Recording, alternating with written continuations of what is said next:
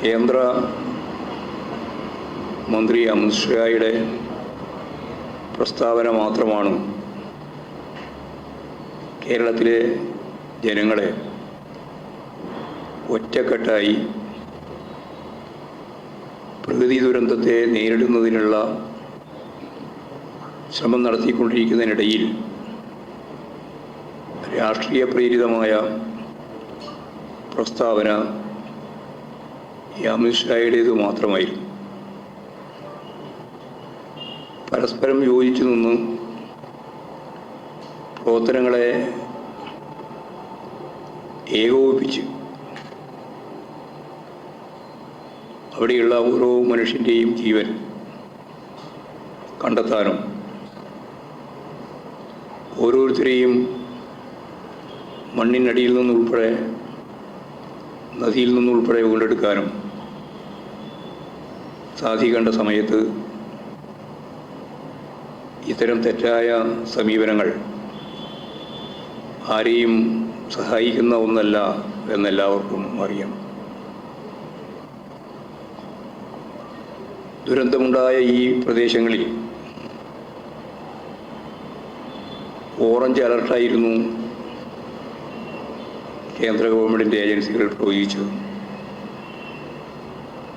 അതായത് 115 മില്ലിമീറ്ററിനും 204 മില്ലിമീറ്ററിനും ഇടയിൽ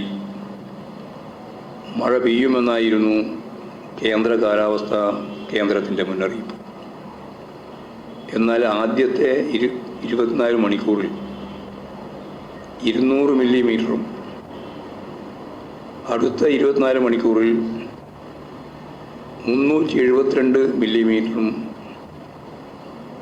മഴയാണ് അവിടെ പെയ്തത്. ആ പ്രദേശത്ത് വലിയ രീതിയിൽ ആരും പ്രതീക്ഷിക്കാത്ത രീതിയിലുള്ള മഴയാണ് ലഭിച്ചത്. അതായത് 48 മണിക്കൂറിൽ 572 മില്ലിമീറ്റർ മഴ പെയ്തു എന്നർത്ഥം. കേന്ദ്ര കാലാവസ്ഥാ നിരീക്ഷകരുടെ കണക്കിനെ എല്ലാം പിന്നിലാക്കിക്കൊണ്ട് വലിയ രീതിയിലുള്ള മഴയാണ് അവിടെ ഉണ്ടായത്. ദുരന്തം ഉണ്ടാകുന്നതിന് മുമ്പ് ആ പ്രദേശത്ത് റെഡ് അലർട്ട് പോലും ഇല്ലായിരുന്നു എന്ന കാര്യം നമ്മൾ ഓർക്കണം. ഉരുൾപൊട്ട് ഭീതിജനകമായ രീതിയിൽ ഉണ്ടായതിന് ശേഷമുള്ള രാവിലെയാണ് കേന്ദ്ര കാലാവസ്ഥാ നിരീക്ഷണ കേന്ദ്രം യഥാർത്ഥത്തിൽ റെഡ് അലർട്ട് പ്രഖ്യാപിച്ചത്.